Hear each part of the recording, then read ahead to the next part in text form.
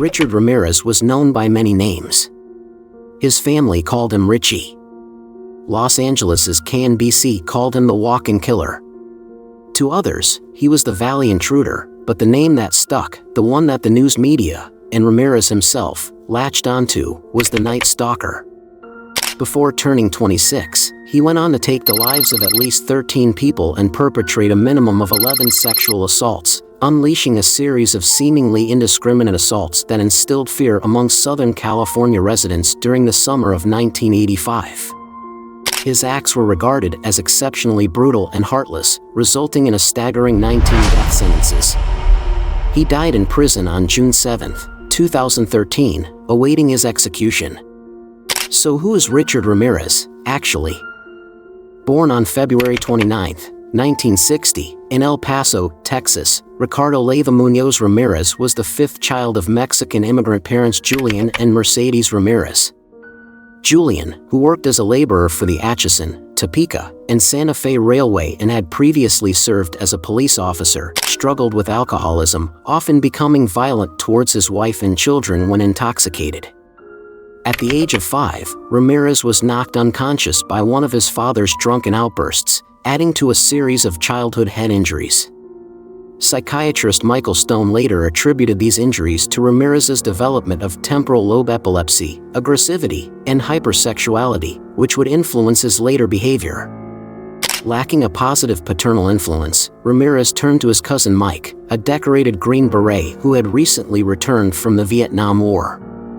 Mike regaled Ramirez with horrific stories of his own wartime atrocities, proudly displaying Polaroid photographs depicting the women he had raped or mutilated during his service. In 1973, a young Ramirez was there when Mike shot and killed his wife Jessie during an altercation, a murder for which he was eventually judged not guilty due to insanity and committed to the Texas State Mental Hospital. Ramirez then moved in with his older sister Ruth and her husband Roberto, an incurable peeping Tom who would bring his younger brother-in-law along on his nightly voyeurism adventures. Ramirez began taking LSD as a youngster and acquired a morbid fascination in Satanism and the occult, with his adolescent sexual fantasies growing progressively horrific. He dropped out of high school and started working at a Holiday Inn, where he robbed visitors as they slept. He was eventually forced to run away after being caught abusing 2 young kids in an elevator and trying to assault a woman in her room. He moved to California in 1982. Ramirez's initial victim was May Leon, a 9-year-old whom he lured into the basement of a San Francisco apartment building in April 1984, where he raped and murdered her. His second killing established the pattern he repeated in most of his subsequent crimes. In June 1985, Ramirez invaded the home of Jenny Ving Cao, 79, in Glassell Park, Los Angeles. He sexually assaulted her, slit her throat, and pilfered money to fuel his escalating cocaine addiction, which contributed to his severely decayed teeth. 9 months later, on March 17, 1985, Ramirez ambushed Maria Hernandez, 22, in the Rosemead garage. Although Hernandez survived by feigning death, her roommate, Dale Yoshiokazaki, 34, was fatally shot. Within an hour, Ramirez also killed Silian Yu, 30, after forcibly removing her from her car in Monterey Park. As his notoriety grew, Ramirez, dubbed the walk-in killer and the Valley Intruder, struck again 10 days later, assaulting and murdering Vincent and Maxine Zazera in their Whittier home. While Vincent died instantly, Maxine resisted, prompting Ramirez to gruesomely mutilate her and leave with her eyeballs in a jewelry box after carving an inverted crucifix into her chest. Evading capture, Ramirez returned to Monterey Park on May 14 to kill another couple, William and Lillian Doy, in their home. Days later, on May 29, he murdered elderly sisters Ma Bell and Nettie Lang in Monrovia, subjecting both to rape and torture while marking Lang with a satanic pentagram drawn with her lipstick. The following day, he raped and robbed Carol Kyle, 42, in Burbank but spared her life. On July 2, he murdered Mary Louise Cannon, 75, in her Arcadia home. A failed attack on Whitney Bennett, 16, in Sierra Madre on July 5 preceded the killing of Joyce Lucille Nelson, 60, in Monterey Park on July 7.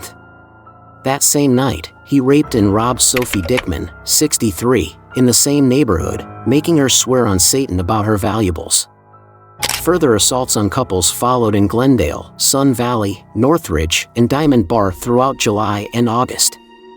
With the police closing in, Ramirez fled Los Angeles for San Francisco.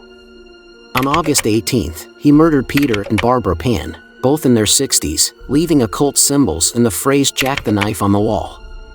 His final attack on August 24th resulted in the death of Bill Carnes, 30, and the rape of his fiancée, Inez Erickson, 29, with Ramirez telling her, "Tell them the Night Stalker was here." During his spree, Ramirez left behind various clues, including fingerprints and footprints, at crime scenes and in the stolen cars he frequently used for transportation. These traces ultimately allowed detectives to unearth a mugshot from a prior auto theft arrest and follow his movements, aided by the distinctive style of Avia shoes he favored. We now know your identity, and soon the entire world will. There will be nowhere for you to hide, officers declared during a televised press briefing on August 29, 1989, correctly anticipating that Ramirez would closely monitor media coverage. Finally, on August 31st, he was apprehended after shoppers at an East Los Angeles convenience store recognized him. In a panic, Ramirez attempted to break into vehicles before being subdued and apprehended by courageous members of the public. Following a protracted trial that commenced with Ramirez shouting "Hail Satan!" Upon entering the courtroom, he was ultimately found guilty on September 20, 1989, on all 43 charges, 13 counts of murder, 5 attempted murders, 11 sexual assaults, and 14 burglaries. On November 7, he was sentenced to death by gas chamber.